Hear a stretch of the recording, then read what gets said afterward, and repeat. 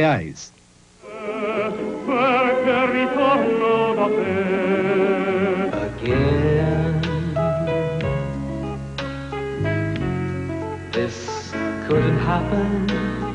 Vida Nova Internacional, em discos e fitas som livre.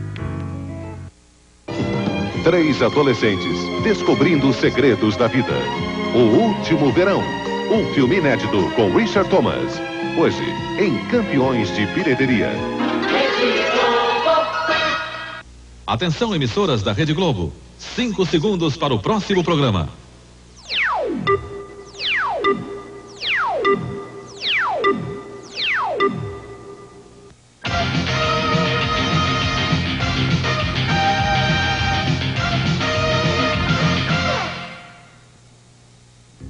O Jornal da Globo começa agora com os assuntos que foram notícia nesta terça-feira. Fiscais do Instituto Brasileiro do Meio Ambiente soltam centenas de pássaros e queimam as gaiolas numa blitz em 4 municípios de Alagoas. O cantor inglês Rod Stewart chega ao Brasil para uma turnê por Florianópolis, Porto Alegre, São Paulo e Rio. Em Belo Horizonte, os 1000 metalúrgicos que ocupam a Mannesmann se recusam a deixar a siderúrgica mesmo após a decisão da Justiça. A ministra do Trabalho diz que as perdas salariais podem ser pagas em abril e que o governo não vai deixar as negociações salariais. O ministro das Comunicações, Antônio Carlos Magalhães, é operado no Instituto do Coração em São Paulo. 4 pontes foram implantadas para irrigar o coração. Um Boeing cargueiro da Transbrasil cai sobre uma favela perto do aeroporto de Guarulhos, em São Paulo. 21 pessoas morrem e há dezenas de feridos. E agora as notícias da noite. Soldados da Polícia Militar de São Paulo e da Aeronáutica estão, neste momento, policiando a favela Jardim Ipanema, em Guarulhos, onde caiu o Boeing 707 da Transbrasil. Eles querem evitar saques e a retirada de pedaços do avião. O Instituto Médico Legal já identificou 20 vítimas do acidente. Há cerca de 80 feridos. 23 continuam internados nos hospitais da região. O movimento de pouso e decolagem de aviões no aeroporto de Cumbica é normal. As equipes de resgate suspenderam no início da noite o trabalho de busca das vítimas do acidente com o Boeing da Transbrasil. Um menino que tinha sido dado como morto apenas se machucou e está internado num hospital de Guarulhos.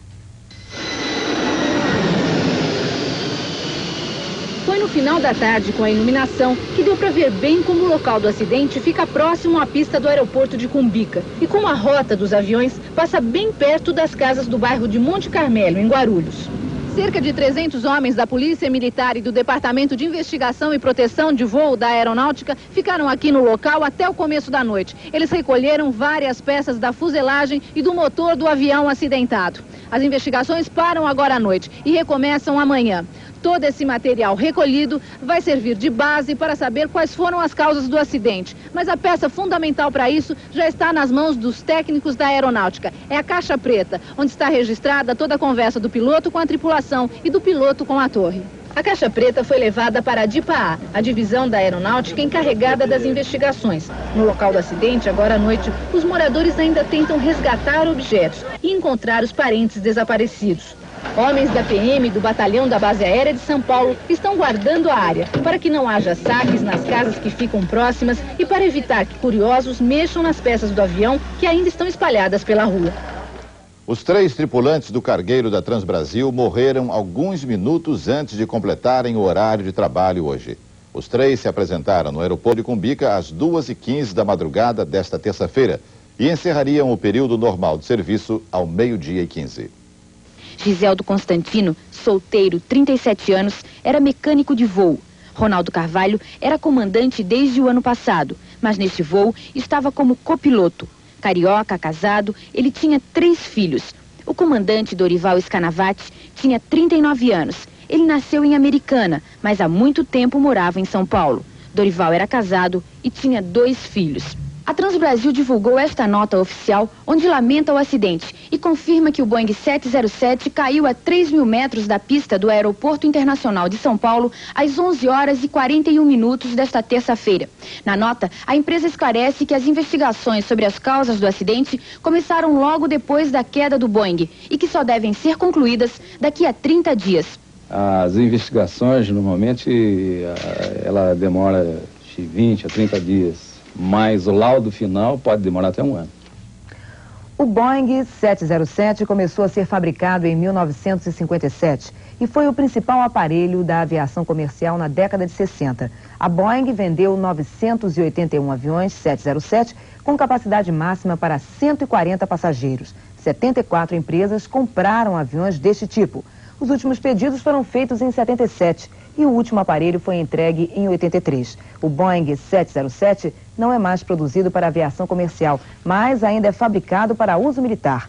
Há 11 Boeing 707 em uso no Brasil, 4 da Varig, 3 da Transbrasil e 4 do governo federal.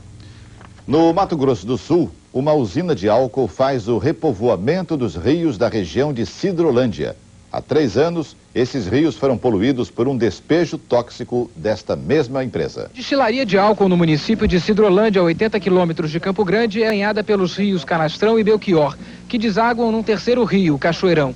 O acidente aconteceu em agosto de 86, quando foram despejados nos rios 580 mil litros de vinhoto, um resíduo da destilação do álcool altamente tóxico. Na época foram encontradas 2 toneladas de peixe morto, o maior desastre ecológico do estado. A direção da usina suspeita que tenha sido sabotagem de um ex-funcionário. Por isso, assumiu a responsabilidade de repovoar os 3 rios. Depois de quase 3 anos do acidente, a destilaria de álcool cumpriu a promessa e fez o repovoamento dos rios. Foram colocados na água 15 mil filhotes de peixes de espécies típicas da região, o pacu e o curimbatá. São peixes que, segundo os especialistas, se reproduzem com muita rapidez. Além disso, os peixes que foram comprados da Universidade Federal de Mato Grosso do Sul por 2.000 cruzados novos são de espécies que, segundo a Secretaria do Meio Ambiente do Estado, podem recompor o sistema ecológico dos rios em poucos meses. Essa espécie ela tem uma característica de ser menos exigente quanto às condições ambientais do curso d'água. E também a característica de promover uma limpeza e uma melhoria da qualidade desse curso d'água e assim permitir que outras espécies mais exigentes venham a habitar esse sistema aquático. Nossos próximos assuntos. A Mannesmann ameaça recorrer à força para desocupar a siderúrgica. E a ministra do Trabalho garante que a prioridade do governo é a reposição salarial. Daqui a pouco.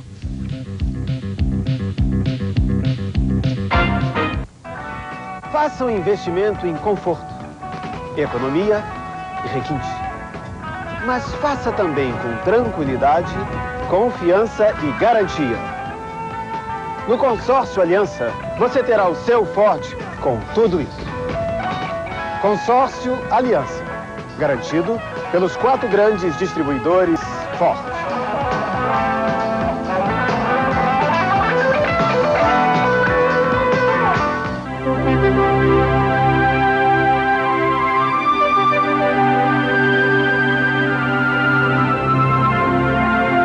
C'est aussi le président d'Aéroleasing, une des 3 grandes compagnies du monde en taxi aérien. Vous avez aussi au Brésil une compagnie aussi grande avec la même efficacité dans le monde de l'air taxi, de la maintenance, de la vente d'aéronefs ou de pièces détachées. Il s'agit de Leader Taxi Aéreo. J'ai eu l'occasion d'utiliser leurs services en Amérique latine et je dois les féliciter pour leur professionnalisme.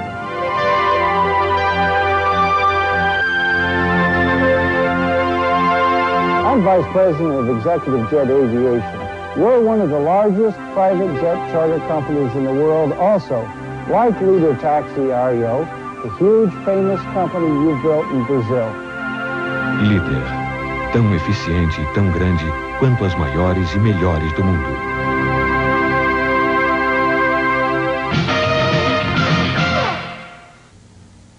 A polícia pode ser acionada para desocupar a siderúrgica Mannesmann em Belo Horizonte. Os metalúrgicos ocupam o pátio da empresa há 8 dias. Hoje, o sindicato recebeu um comunicado da Justiça informando que os grevistas têm prazo até as 2 horas da tarde para desocupar a Mannesmann.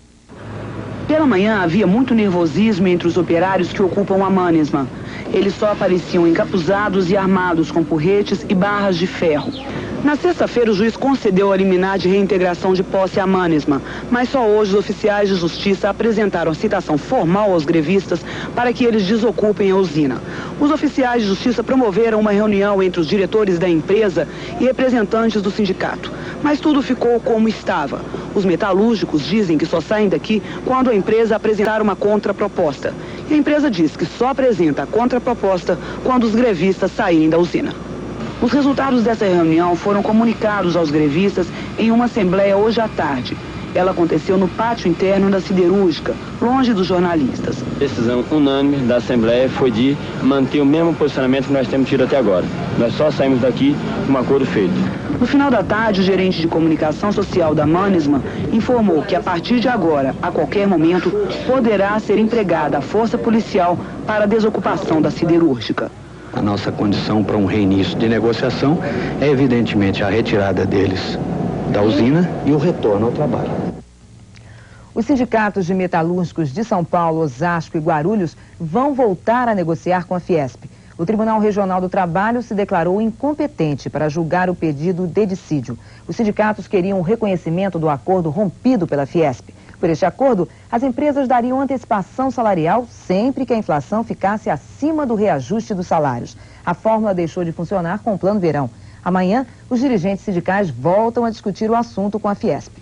A ministra do Trabalho, Doroteia Werneck, se reuniu com empresários em Porto Alegre. Ela falou sobre o Plano Verão, realinhamento de preços e reposição das perdas salariais. Ela respondeu a todas as perguntas com muita firmeza, mas teve que suar. A ministra e os empresários tiveram que conversar quase no escuro, enfrentando um forte calor, porque o ar-condicionado não estava funcionando. Apesar de tudo, a ministra não deixou de sorrir ao responder às perguntas dos empresários. Ela se mostrou simpática, mas inflexível na defesa do Plano Verão. Doroteia Werneck disse que o governo está decidido a rever os preços defasados e as perdas salariais, mas não vai tomar nenhuma medida que contrarie as metas do plano de contenção da inflação. Segundo a ministra, a prioridade é recompor as perdas que os trabalhadores tiveram com a inflação de 70% em janeiro, mas não quis adiantar índices nem de que modo isso será feito. Certamente o índice deve ficar abaixo de 40%. Esse número é muito elevado para que a gente possa imaginar que um acerto de salário de uma só vez para todos os trabalhadores em torno de 40% poderia não prejudicar o nosso programa de combate à inflação, com um problema de ágio e de falta de produtos na prateleira, caso isso fosse adotado. Quanto, então? Entre 0 e 40. O realinhamento dos preços de 15 produtos de alimentação e higiene ainda não tem data marcada. O reajuste só vai ser anunciado depois da próxima reunião do Fórum Nacional de Salários. É o que explica Joelmir Betting. Os empresários continuam vociferando contra o cancelamento ontem do reajuste de preços comprovadamente defasados. Uma decisão que ficou para o depois da Semana Santa, mas que pode acabar ficando para mais tarde. Hoje, em São Paulo, o representante da SIAP disparou a cartilha do ministro Maílson da Nóbrega.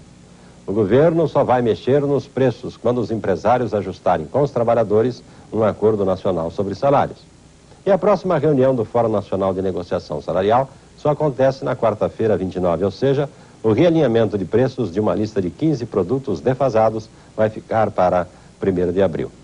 Por conta disso, nesta Páscoa, sobram os ovos de chocolate, mas já estão faltando os ovos de galinha. Veja no próximo bloco. O presidente do PDS diz que pode apoiar um candidato de outro partido na eleição presidencial. Em Nova York já pensa em construir um navio-prisão com 800 celas. This is Strathisla Distillery, one of the most beautiful and traditional distilleries in the Scottish Highlands. It is also the home of Passport Scotch whisky. In Scotland, the tradition of Highland games, of the taste of fine Scotch whisky, has not changed for generations. Tradition is also the secret of Passport's excellence. Scotland, the home of Passport. Eu fui freguês dessa antiga farmácia no centro do Rio, a farmácia Teixeira Novaes. Um dia ela foi fechada, estes móveis, estes frascos, tudo ia ser vendido para antiquários. Com o apoio da Fundação Roberto Marinho, a farmácia foi preservada. Agora ela entra para a história, remontada peça por peça no Museu Histórico Nacional. Preservar a cultura é o melhor remédio contra a falta de memória nacional.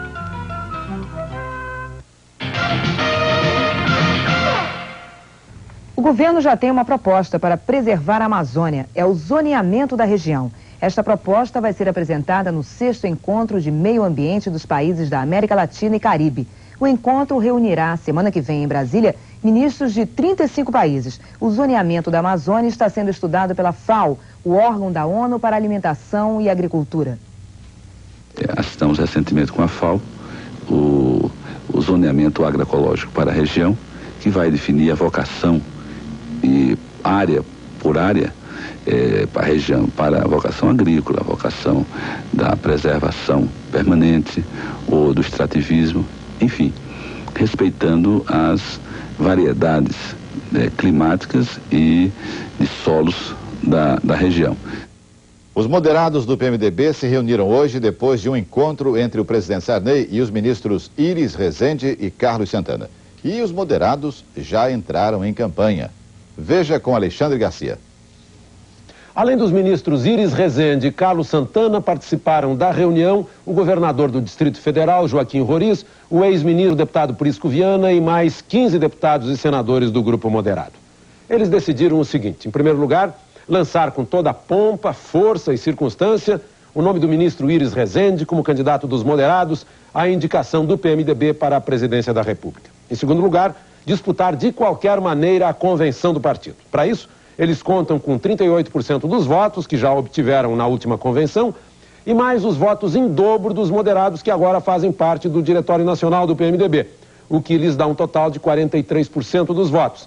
Aí eles ficam precisando um pouco mais de 7% dos votos. Se ganharem a convenção, imediatamente vão partir para a unificação do partido. Eles sabem que muita gente do lado progressista vai deixar o PMDB atrás de candidaturas de outros partidos. Mas vão deixar em aberto a vice-presidência da República para compor com outras forças políticas e assim fortalecer a legenda e o candidato. O candidato, neste momento, está fazendo uma gira pelo Nordeste para conversar com os governadores. Ele decolou logo depois da reunião, aí pelas 7 horas da noite. Neste momento está em João Pessoa, na Paraíba. Amanhã de manhã vai estar em Natal, no Rio Grande do Norte, e almoça com o governador do Ceará. Está buscando os 8% que faltam para ganhar a convenção. Mas a sucessão presidencial não divide apenas o PMDB, não. No PDS aconteceu hoje a primeira desistência oficial de um candidato à presidência da República. O senador Jarbas Passarinho, presidente do PDS, mandou um telex aos parlamentares e dirigentes do partido pedindo que eliminem a possibilidade de uma candidatura dele. Os motivos da desistência o senador contou nesta entrevista ao repórter Álvaro Pereira. O senador Jarbas Passarinho deixa de ser candidato e a essa altura não sabe sequer se o PDS terá candidato próprio à presidência. Senador, por que o senhor não quis disputar a convenção que vai escolher o candidato do PDS? Eu disse a todos os companheiros do partido, especialmente a bancada federal, que me deu mais de 90% de preferência, que eu só seria candidato, e venho dizendo isso há muito tempo, se eu pudesse unificar o partido. E nós já tínhamos uma defecção de liderança de Santa Catarina. E depois de 2 encontros sucessivos com o Dr. Paulo Maluf, eu verifiquei claramente que ele não se dispunha a apoiar a minha candidatura. Então, partir para uma aventura dessa natureza, sem o apoio do principal líder nosso em São Paulo e individualmente o mais expressivo, não tinha sentido. Com a sua desistência, fica colocada, de qualquer forma, a possibilidade da candidatura do deputado Paulo Maluf. O senhor admite a possibilidade de vir a apoiá-la? Nós estamos, primeiro, dependendo da resposta dos diretórios, né? Eu telegrafei para os presidentes de comissão executiva que, na verdade, o que eu estou telegrafando é o que nós conversamos, inclusive da última vez com a presença do Dr. Paulo Maluf. Essa resposta majoritária é que vai dar depois a diretriz que nós vamos tomar. O senhor pessoalmente acha que o PDS deve lançar um candidato próprio à presidência? Não, nessa altura eu acho que não, porque se nós não conseguirmos unificar o partido, acredito que será muito ruim nós submetemos o partido a um segundo cisma, a um novo racha na linguagem vulgar. E isso não seria bom. Agora o partido participar desde logo de um aglomerado ou conglomerado de partidos de centro, eu acho que é mais oportuno. O senhor teria dito, assim que desistiu da sua candidatura, que agora está a paquera à espera de uma namorada nova. O senhor admite a possibilidade de apoiar um candidato de um outro partido, até de ser o vice numa chapa de outro partido? Eu usei essa expressão um pouco com bonomia, né? dizendo que a razão pela qual eu não tinha chegado a candidato e realmente de se disputar, porque a paquera não tinha sido suficiente para chegar ao amor, mas me referindo ao PDS. Agora o resto dependerá naturalmente dessa resposta que lhe falei, que virá das nossas bases partidárias do Brasil. Fica, portanto, essa possibilidade, o senhor admite a possibilidade de apoiar um outro candidato de outro partido? Eu sim, acho que se o Dr. Paulo Maluf, que aliás é um direito dele não me apoiar, perfeito, eu respeito, não tem nenhum ressentimento em relação a isso. Mas pode o partido ainda influir numa composição partidária, interpartidária. As notícias internacionais. A cidade de Nova York quer criar um navio-prisão de segurança máxima para 800 criminosos perigosos. As autoridades de Nova York já assinaram um contrato de 130 milhões de dólares para um estaleiro do estado da Louisiana construir o navio-prisão. Ele deve ter 5 andares, celas individuais, cozinha, uma quadra de esportes e instalações para tratamento médico e dentário. Nova York, aliás, já tem um navio-prisão e pretende inaugurar um outro no mês que vem. Agora vai ter o primeiro navio especialmente construído para esse fim, ser prisão. A cidade tem uma superpopulação carcerária, que deve chegar aí aos 21.700 presos em junho. O secretário de Estado norte-americano James Baker diz que os Estados Unidos têm que dar uma chance à democracia e respeitar o resultado da eleição presidencial em El Salvador. A guerrilha de esquerda, que luta há 9 anos contra o governo salvadorenho, afirma que a vitória da direita não valeu, porque a metade dos eleitores não votou. Mais de 40 pessoas morreram na eleição mais violenta realizada até hoje em El Salvador. Paulo Francis. A direita conseguiu eleger Alfredo Cristiani presidente de El Salvador durante uma guerra que já morreram 70 mil pessoas, a maioria das quais assassinada por esquadrões da morte da direita que Cristiani pertence. Mas Cristiani se diz civilizado, democrata e fala até de reformas. O Congresso dos Estados Unidos está de sobreaviso. Se a matança acaba, como Cristiani promete, o auxílio americano continuará intacto. Já chega a 3 bilhões e 800 milhões de dólares. Mas se tudo continua como está, o auxílio será completamente suspenso, civil e militar. E os salvadorenhos poderão continuar se matando por conta própria. O Exército de El Salvador informou hoje que prendeu os soldados que mataram um fotógrafo salvadorenho. 3 jornalistas morreram durante a votação, entre eles um cinegrafista holandês. Veja a seguir, o futebol também vai entrar no realinhamento dos preços. E a arte de premiar também pode ser um bom negócio. Nós voltamos daqui a pouquinho. Vamos descobrir a esponja da mulher inteligente. De ouro não enferruja, não deixa resíduos. De ouro dura 10 vezes mais que as esponjas comuns. De ouro não se desfaz. Agora, vamos conhecer as outras vantagens da esponja de ouro. De ouro limpa fácil a sujeira difícil e dá brilho a panelas e talheres quando você usa suavemente. De ouro não estraga as suas mãos. E tem muito mais utilidade do que você pensa. Eu sou um coelhinho e estou bem contente. Discos nesta Páscoa vou dar de presente. Seja um coelhinho esperto. Nesta Páscoa, dê os presentes mais gostosos que existem. Discos, cassetes e compact discs som livre. Eu sou um coelhinho e estou bem contente. Discos nesta Páscoa vou dar de presente. Faça um investimento em conforto, economia e requinte. Mas faça também com tranquilidade, confiança e garantia. No Consórcio Aliança, você terá o seu Ford com tudo isso. Consórcio Aliança, garantido pelos 4 grandes distribuidores Ford.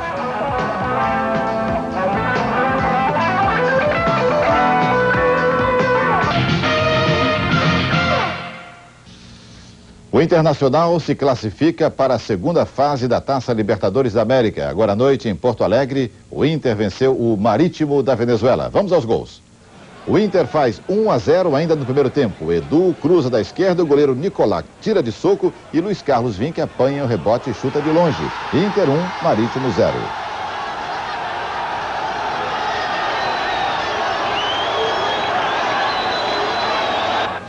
No segundo tempo, Luiz Carlos bate a falta. Norton passa pela bola, mas Luiz Fernando acerta.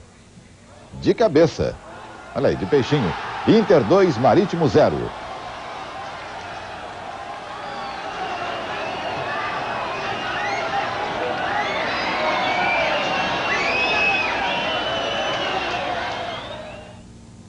E o Inter ainda fez mais um.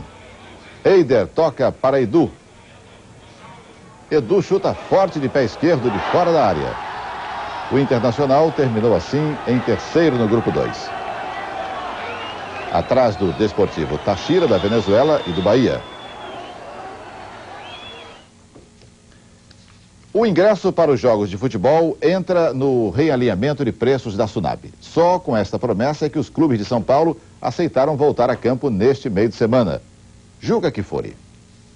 Tá tudo resolvido e os paulistas voltam a ter futebol. A rodada do meio de semana, na quarta e na quinta-feiras, vai ter ingressos cobrados aos preços do ano passado. Isso mesmo, uma pechincha. Gerais a 30 centavos, arquibancadas a 60, numeradas descobertas a 1 cruzado e 50 e cobertas a 3 cruzados. Na rodada do fim de semana, a expectativa é de que a coisa mude, com o realinhamento dos preços dos ingressos. Mesmo com o futebol de volta, a torcida paulista mantém os olhos voltados também para a segunda partida da decisão do Campeonato Brasileiro de Vôlei. Amanhã, em Belo Horizonte, os paulistas da Pirelli voltam a jogar contra o Fiat Minas. A maior preocupação da Pirelli é com o ginásio do Mineirinho, que deverá estar lotado. Já o técnico dos mineiros, Jong Vanson, tem duas preocupações. Levantar o moral do atacante Pelé, que foi mal no primeiro jogo, e impedir que Pampa repita a atuação sensacional do domingo passado, quando conduziu a Pirelli à vitória por 3-0. E já que estamos falando muito do esporte paulista, mais uma. A técnica da Seleção Brasileira de Basquete Feminino e da equipe do BCN está voando para a cidade americana de Seattle, onde vai assistir às finais do Campeonato Universitário dos Estados Unidos. Não satisfeita com a contratação de Vânia Teixeira e Vânia Hernandes, a treinadora Maria Helena Cardoso quer observar eventuais reforços para o BCN entre as meninas das 4 equipes finalistas do basquete americano. Premiar é uma arte que pode render bons lucros. É o que descobriu o dono de uma pequena oficina de troféus de Santa Catarina. À primeira vista, esta até poderia ser a sala de um grande vencedor, um campeão em todos os esportes. Aqui tem mesmo todos os tipos imagináveis de troféu, de rodeio crioulo, de campeonato de surf, de campeonato de vela, esse aqui de motocross e até de futebol suíço. Olha só. Tá na cara que nem um superatleta poderia vencer todas essas competições. É só uma amostra do trabalho desse homem, o Nildo Ladvik. Há 8 anos ele deixou de lado a profissão de bancário para ser fabricante de troféus. Montou uma oficina nos fundos de casa e aqui trabalha com a ajuda dos 4 filhos. Tudo é artesanal. Começa com a moldagem em gesso a partir de um modelo. Depois são feitas as formas de areia prensada. Em seguida, vem o metal derretido a uma temperatura de 600 graus. Pode ser bronze ou alumínio. Depois é só esperar secar. Cada troféu exige que seja feito um molde diferente, o que torna esse trabalho metade arte, metade técnica. Me sinto satisfeito artisticamente e me sinto satisfeito também porque é disso que nós vivemos. Eu e os meus 4 filhos, todos casados. Uma grande retrospectiva do cinema alemão está acontecendo em Porto Alegre. A mostra, que lembra os melhores filmes dos últimos 90 anos, é um retrato da história cultural e política do país. São 90 anos de cinema alemão repassados em 30 dias, do filme mudo ao sonoro, do velho mestre Ernst Lubitsch ao jovem discípulo Wim Wenders.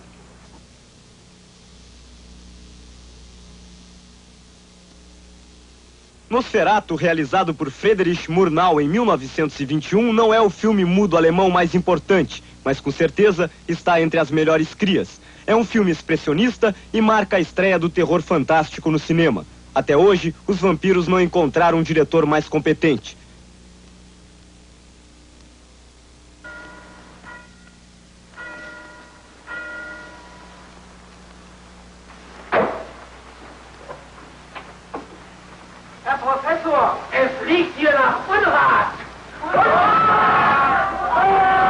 O Anjo Azul já pertence à era do filme sonoro. Rodado em 1930, é a obra mais importante do diretor Josef von Sternberg. O Anjo Azul projetou para o mundo o talento e pernas de Marlene Dietrich.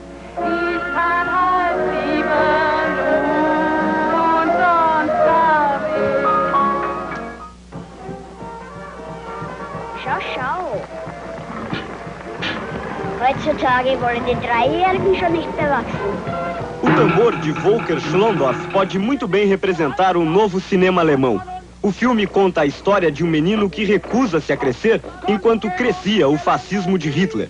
O cinema alemão mostra que há imperialismo mais saudável e a arte que o diga o quanto deve a Herzog, Fassbinder e Wenders.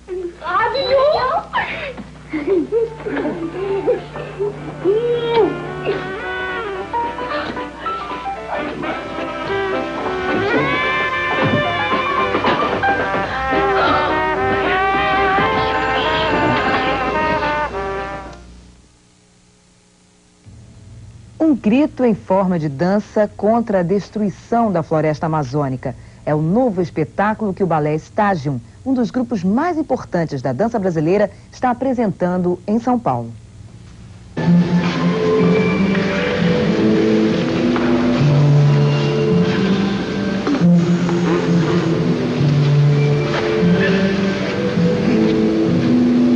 Floresta do Amazonas é um momento decisivo na carreira do Balé Stadium. É o espetáculo da virada. No palco estão 18 anos de experiência de um grupo que agora explode e dá seu grito ecológico. Isso acontece poucos meses depois de uma visita do grupo à Serra Pelada. Quem espera encontrar a coerência, o compromisso com a estética e a forma que sempre marcaram as apresentações do Stadium vai se surpreender. O primeiro impacto é o teatro que o Balé Stadium escolheu para se apresentar. É o Tuca, que foi completamente destruído por um incêndio e ainda está em construção. No cenário, há andaimes, lama, onde os bailarinos se banham. E aqui no palco foram colocados 3.500 pneus para retratar as riquezas, a exploração e a destruição do nosso país. Esta é a primeira grande montagem do estágio. 12 bailarinos e 50 figurantes denunciam através da dança e de símbolos as transformações que a Amazônia vem sofrendo ao longo dos anos. A Amazônia é nossa. A Amazônia é o que temos, é o mais rico do mundo, é a coisa mais cara que tem no universo. Isso está sendo destruído, meu Deus. Então, eu acho que estou gritando, estou fazendo coisa muito contundente.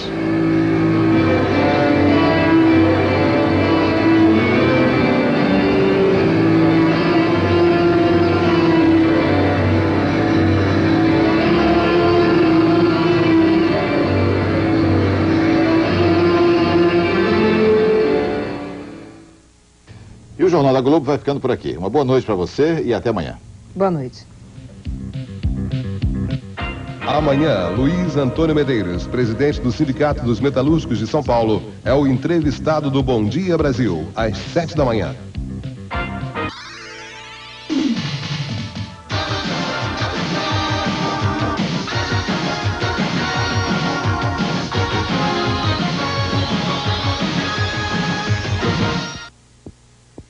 Boa noite.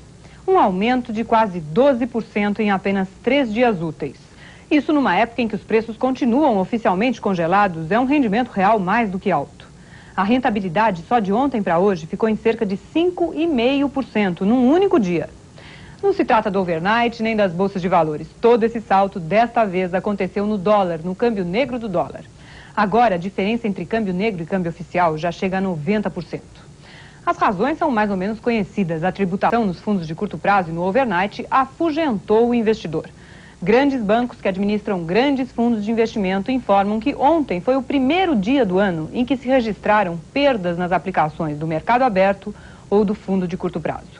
Essas duas aplicações cresciam continuamente desde o primeiro dia do ano. Ontem a situação se inverteu. E pelo que dizem os cambistas, era justamente esse dinheiro dos fundos de curto prazo e do overnight que chegava aos seus guichês hoje à procura de dólar. Os preços subiram cerca de 10 centavos e se não fosse o final do expediente, provavelmente eles teriam continuado a subir. Quer dizer, a tendência é de alta para amanhã, a menos que surja alguma novidade no meio do caminho.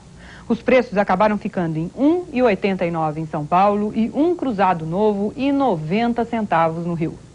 O ouro subiu 4,2% hoje, ou 94 centavos. O grama fechou, cotado em 23 cruzados novos e 5 centavos.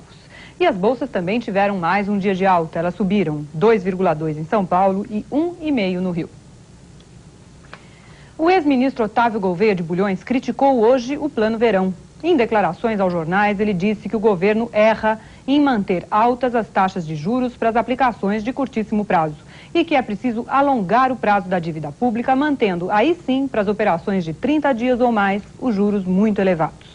O diretor da dívida pública do Banco Central, Carlos Tadeu de Freitas Gomes, diz que neste momento é impossível fazer isso, é impossível alongar o prazo da dívida pública. Segundo ele, não há comprador para títulos de médio ou longo prazo. Isso só seria possível com expectativa de inflação mais estável. Em todo caso, o Banco Central já tem feito tentativas de alongar bem devagarzinho as operações do mercado aberto. Hoje mesmo eles fizeram uma operação de 10 dias. Já é um começo. E a taxa do overnight caiu mais hoje, de 26,5% para 25,3%. Essa taxa máxima do overnight, menos o novo imposto de renda, equivale a uma rentabilidade de 0,77% ao dia, rentabilidade líquida, portanto. Os fundos de curto prazo renderam hoje, em média, 0,74%. Nessa operação de hoje, mais longa, com vencimento no dia 4 de abril, o Banco Central trabalhou com uma taxa ainda menor do que esses 25,3%. Uma taxa equivalente a um overnight de 23% ao mês. Com ela, o governo mostra que vai começar o mês de abril projetando um rendimento para o overnight e também para a caderneta de poupança em torno de 15,5%. 15,5% o rendimento de abril projetado inicialmente. O que o diretor da dívida pública do Banco Central confirma. A ideia é essa mesmo, é fazer a passagem de um mês para o outro sem sustos ou sobressaltos. Avisar antes que a taxa vai cair e pronto. O mês de abril deve começar, segundo ele, com uma taxa de overnight de 22% a 22,5%. Quer dizer, nos primeiros dias de abril, os fundos de curto prazo devem render, por esse cálculo, 0,66% ao dia, mais ou menos. O mercado, os bancos, estavam um pouco preocupados hoje. Amanhã, o governo resgata o equivalente a 750 milhões de cruzados novos em títulos federais. Normalmente, quando isso acontece, o governo faz na véspera uma venda pelo menos equivalente a esse resgate. Senão, isso significa uma enorme injeção de dinheiro no mercado. Só que hoje o governo não fez essa venda de títulos. O Tesouro Nacional resolveu não colocar os papéis no mercado. Mas isso não significa que a liquidez dos bancos pode aumentar muito amanhã. O governo vai tirar esse dinheiro do mercado através de mecanismos tradicionais do mercado aberto. Uma boa noite para você e até amanhã.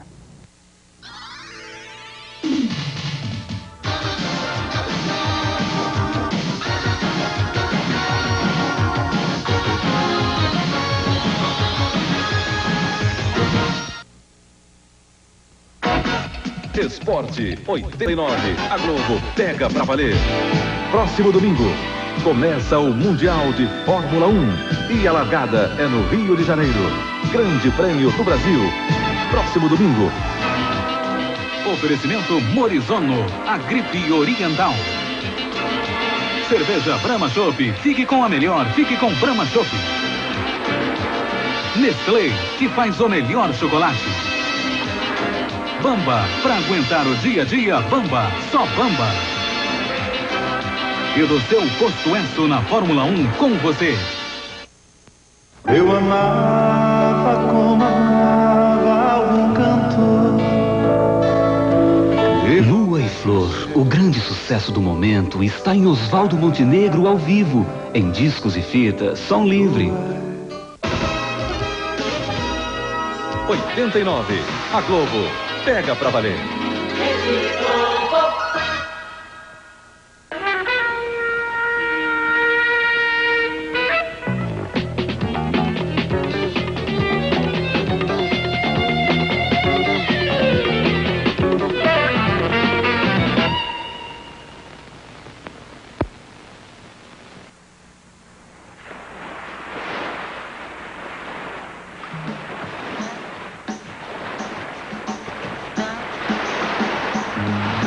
O último verão.